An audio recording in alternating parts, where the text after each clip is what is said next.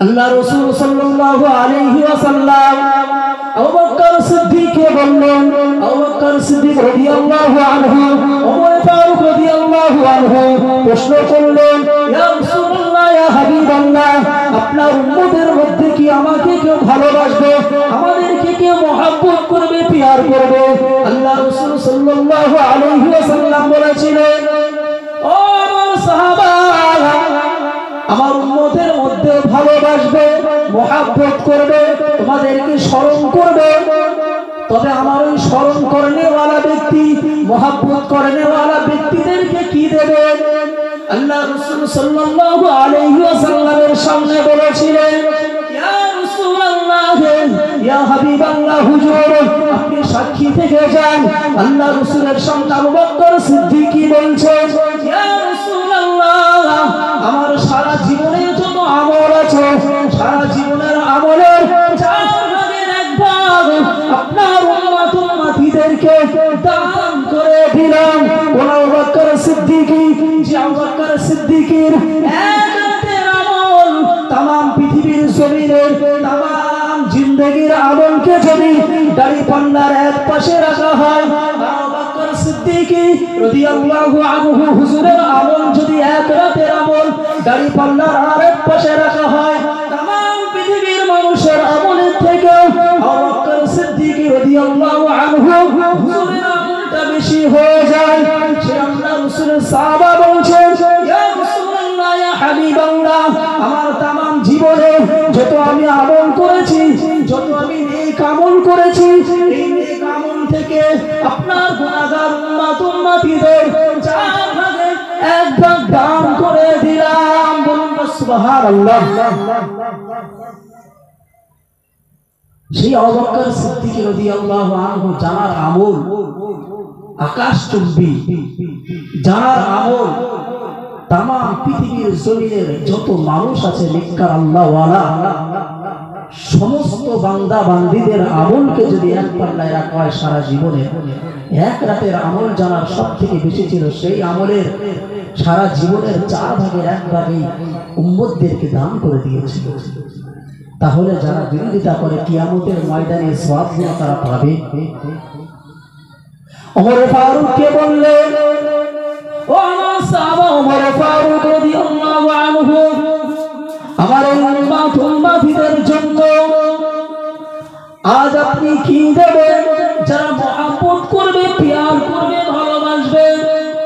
আল্লাহ রাসূলকে বলেছিলেন, ইয়া রাসূলুল্লাহ, ইয়া হাবিবাল্লাহ, আবু বকর সিদ্দিক যে দান করে, ওনার দানের উপরে আমি কোনদিন দান করতে পারিনি, ওনার মধ্যে কোনদিন দান আমি করতে পারি নাই।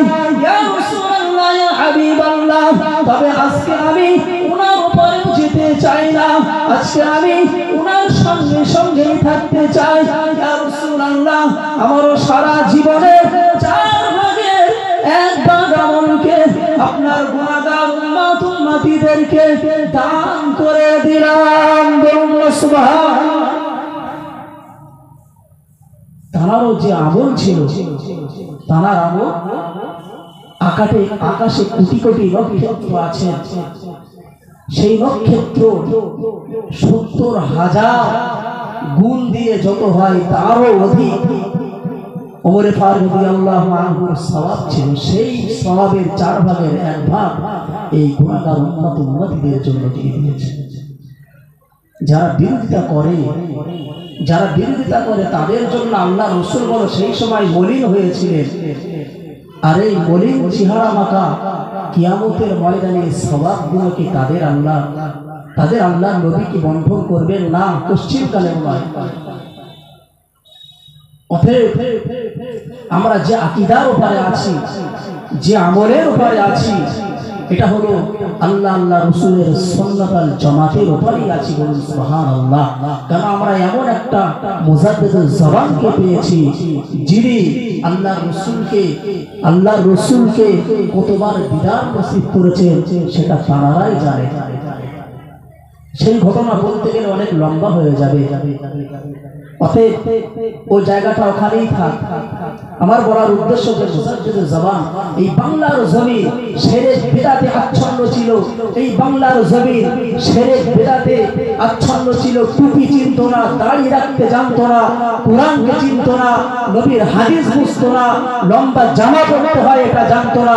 সেই মুজাদ্দিদুল জামান আবু বকর সিদ্দিকী এই অন্ধকারকে আলো করে দিয়েছে।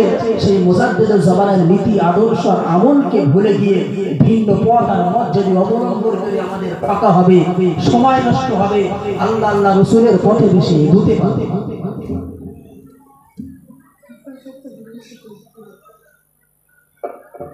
আমাদের পূর্ব রাষ্ট্র থেকে আমন্ত্রিত ওলামায়ে কেরাম চলে এসেছেন। সকলে একবার তাকবীর দেন, নারায়ে তাকবীর, নারায়ে তাকবীর। আওলাদে মুজাদ্দিদুল জামান, মাসলাকে মুজাদ্দিদুল জামান, নারায়ে তাকবীর। যাই হোক, তিনি আমাদের সামনে আর কিছুক্ষণ পরেই তিনি তাশরীফ আনবেন। তার আগে আপনাদের গ্রামেরই সুনামধন্য ইমাম সাহেব, মসজিদ ইমাম, তিনিও আসবেন। যে কথা বলছিলাম, যে আল্লাহ রসুলের কাছে যে 4 ভাগের 1 ভাগ সওয়াব গুনাহ বন্টন করে এই আল্লাহ রসুল সাহাবায়ে কেরামরা আল্লাহ রসুলের কাছে পেশ করলেন যে আপনার গুনাহগার উম্মতদেরকে দিয়ে দিলাম। আল্লাহ রসুল বললেন যে ও আমার সাহাবা, এটা শুধু মুখ দিয়ে বললে হবে না, এটার উপরে একটা স্বাক্ষর করো। সাহাবায়ে কেরামরা একটা চিরকুটি আনলেন। চিরকুটি আনার পরে দুজন সাহাবা স্বাক্ষর করলেন। স্বাক্ষর করার পরে জিবরাইল আমিন আলাইহিস সালাতু ওয়াস সালামকে আল্লাহ পাঠিয়ে দিলেন, যাও জিবরাইল সালাম আমার রাসূলের কাছে চলে যাও। আল্লাহ রাসূল সাল্লাল্লাহু আলাইহি ওয়াসাল্লামের কাছে চলে আসলেন। আসার পরে বললেন যে এই চিরকুটিতে আপনাকেও স্বাক্ষর করতে বলেছে। আল্লাহ রাসূল সাল্লাল্লাহু আলাইহি ওয়াসাল্লাম সেই চিরকুটিতে স্বাক্ষর করে দিলেন। আল্লাহ রাসূল স্বাক্ষর করে জিবরাইল আমিনের কাছে দিয়ে দিলেন। জিবরাইল আমিন নিয়ে আল্লাহ রাব্বুল আলামিনের দরবারে চলে গেলেন। আল্লাহ রাব্বুল আলামিন ওই চিরকুটিতে স্বয়ং নিজেও স্বাক্ষর করেছেন এবং জিবরাইল আমিনকে দিয়েও স্বাক্ষর করিয়ে নিয়েছেন। জিবরাইল আমিন আল্লাহ রাসূলের দরবারে আসলেন। ইয়া রাসূলুল্লাহ, ইয়া হাবিবাল্লাহ, আল্লাহ রাসূল সালামের জবাব দিলেন। জবাব দেওয়ার পরে জিবরাইলকে বলছে, ও জিবরাইল, যে চিঠিটা নিয়ে গেল, যে চিরকুটিটা নিয়ে গেলে, সেই চিরকুটিটা কোথায়? আল্লাহ রাসূলকে বলেছে, ও জিবরাইল, এই চিরকুটিতে আপনাকে আল্লাহ স্বাক্ষর করিয়ে নিয়েছেন, সাহাবাদেরকে স্বাক্ষর করিয়ে নিয়েছেন, আমি জিবরাইল আমাকে দিয়েও স্বাক্ষর করিয়ে নিয়েছেন এবং স্বয়ং আল্লাহ রাব্বুল আলামিন তিনি নিজেও স্বাক্ষর করে দিয়েছেন। এই চিঠিটা কিয়ামতের ময়দানে আপনার গুনাহগার উম্মতের জন্য এই সওয়াবগুলোকে আল্লাহ নিজে নিজে হাতে বন্টন করে দেবেন। এই গুনাহগার উম্মতিদেরকে আল্লাহ রাব্বুল আলামিন নিজে বন্টন করে দেবেন। বলুন সুবহানাল্লাহ।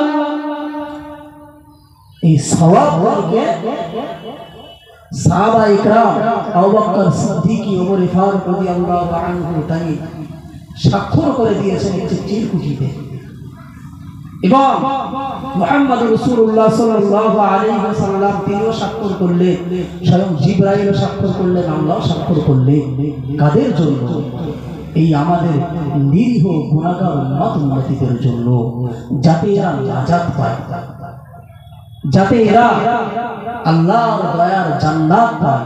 ওই জন্যই যদি আমরা আবু বকর সিদ্দিকী এবং ওমর ফারুক XYZ যে কোনো সাহাবাই হোক না কেন, যদি আমরা সাহাবায়ে কেরামদের বিরুদ্ধে তকমা লাগাই, তাদের যদি উঁচু নিচু কথা বলি, সেই সাহাবায়ে কেরামদের জন্যই আমরা কিয়ামতের ময়দানে উঁচু নিচু কথা বলার কারণে আমরা জাহান্নামী হয়ে যাব। সাহাবায়ে কেরামদেরকে আপনারা জানেন যে সাহাবায়ে কেরাম একটি ঘোড়ার উপরে উটের উপরে সওয়ার হতে সেই উটের যে পায়ের ধুলো, ওই ধুলো পরিমাণ মর্যাদা এখন সাধারণ ইমানদার বান্দা বান্দির নাই। আর সেই সাহাবায়ে কেরামদের মন্তব্য করে একদম। তাই তো আল্লাহ রাসূল সাল্লাল্লাহু আলাইহি ওয়াসাল্লাম বলেছে যে আমার উম্মতের মধ্যে একজন আলেম, তারা জাহান্নামে যাবে। আজ দুনিয়াতে তার বিদ্যমান।